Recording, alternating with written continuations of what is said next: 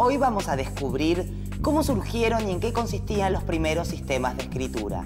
Vamos a ver para qué se utilizaban y cómo evolucionaron desde primitivas marcas o dibujos en tablillas hasta el sistema que usamos hoy. Vamos a saber quiénes fueron los escribas y por qué su oficio fue fundamental en la historia. Y también vamos a descubrir por qué la aparición de la escritura significó un cambio revolucionario para la humanidad. Los primeros intentos de escritura se plasmaron en objetos, como tablillas de arcilla, por ejemplo.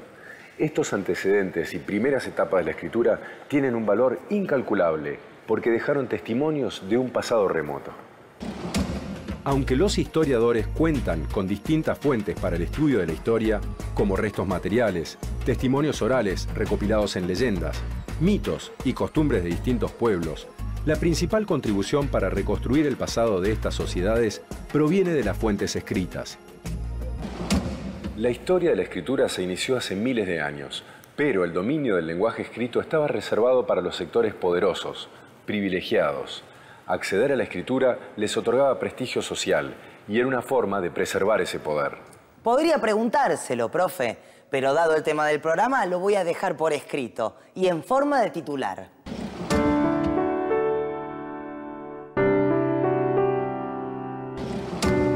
La escritura apareció hace más de 5000 años. ¿Dónde?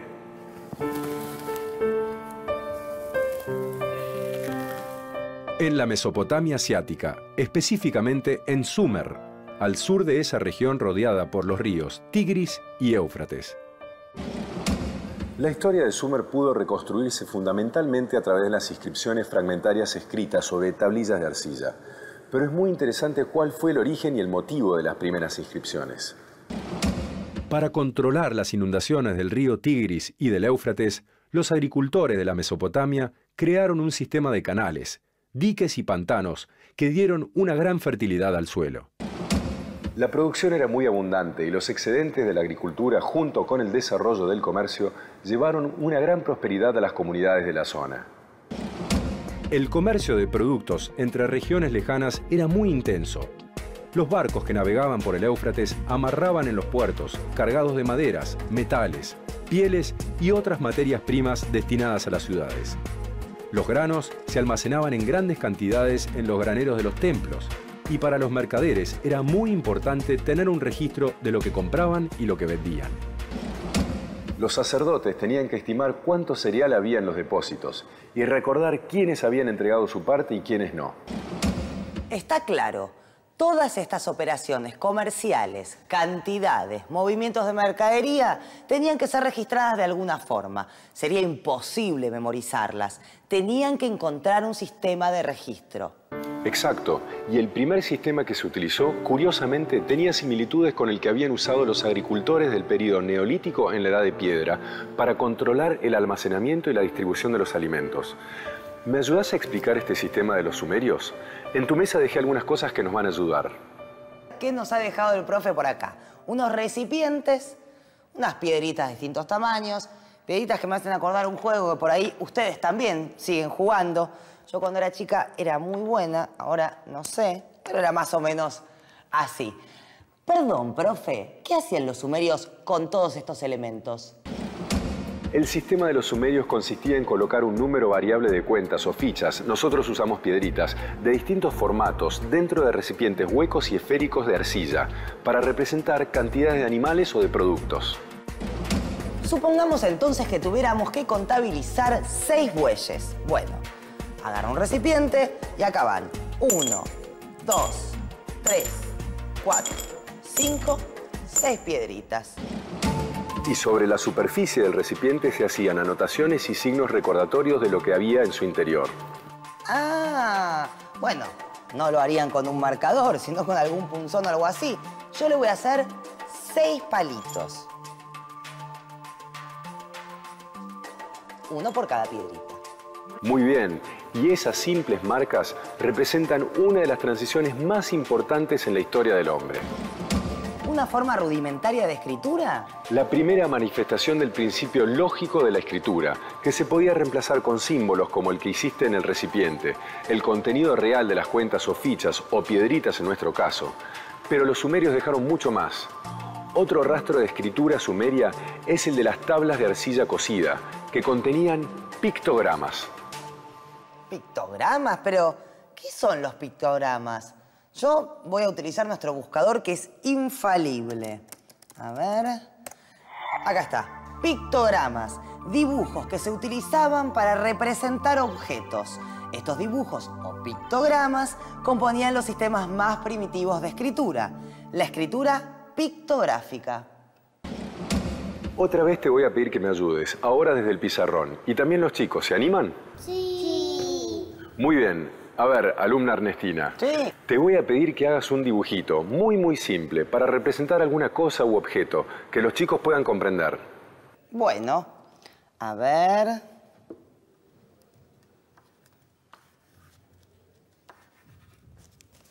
¿Qué es esto? ¡Una cara! Perfecto. Lo que acabas de escribir o de dibujar es un ejemplo de pictograma. La escritura pictográfica es un sistema en el que se usan dibujos o pictogramas para representar objetos. Es evidente en estos sistemas que la palabra escrita está muy alejada del valor fonético de la misma.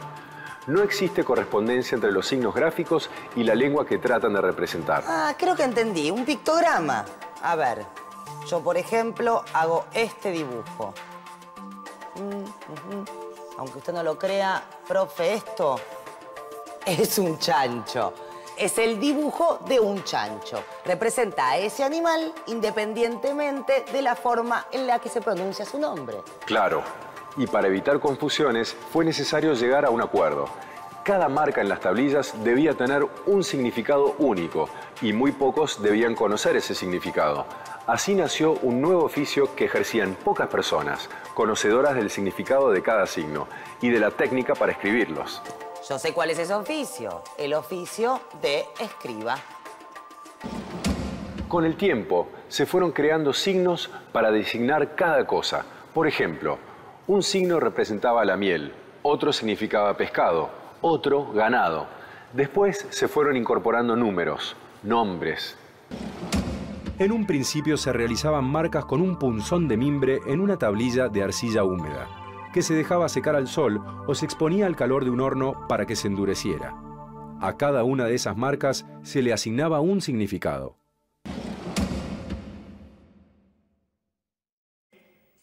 Mire, profe, ¿qué tal? ¿Qué le parece? Estoy inventando mi propio sistema de escritura pictográfica. ¿Cuántos signos llegó a tener esta forma de escritura de los sumerios, exactamente la que utilizaban en las tablillas de arcilla? En las primeras fases de la escritura alcanzaron a utilizar unos 2000 de estos pictogramas. ¿Y qué fueron los ideogramas, profe? Los ideogramas fueron el próximo paso, un paso necesario. A ver, te voy a poner a prueba, Ernestina. En tu sistema pictográfico o de pictogramas, ¿cómo representarías, por ejemplo, sublime? ¿Sublime?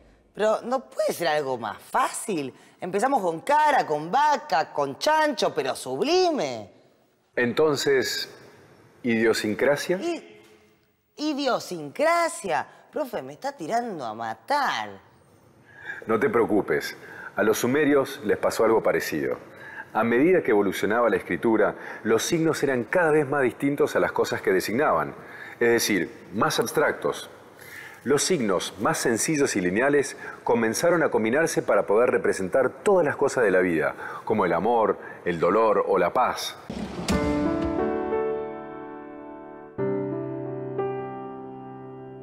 Y la necesidad de representar ideas o acciones complejas llevó a utilizar dos o más signos.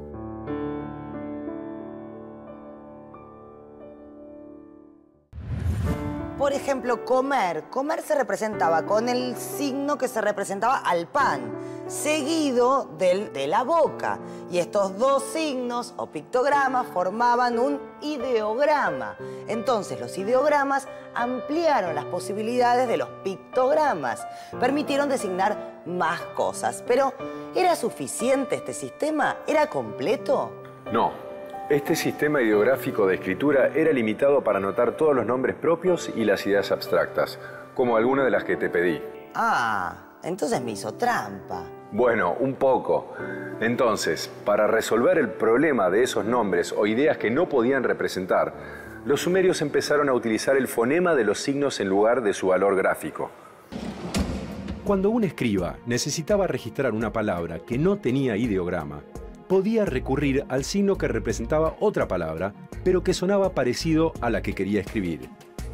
Por ejemplo, para escribir año, que se pronunciaba mu en sumerio, se utilizó el signo de planta, que también se pronunciaba mu. Esto permitió crear un vocabulario complejo, y la escritura comenzó a tener otros usos, además de los aplicados a la administración de la economía. ¿Cómo fue ese paso decisivo después de los pictogramas e ideogramas a un sistema completo de escritura que pudiera expresar todo lo que formula una lengua?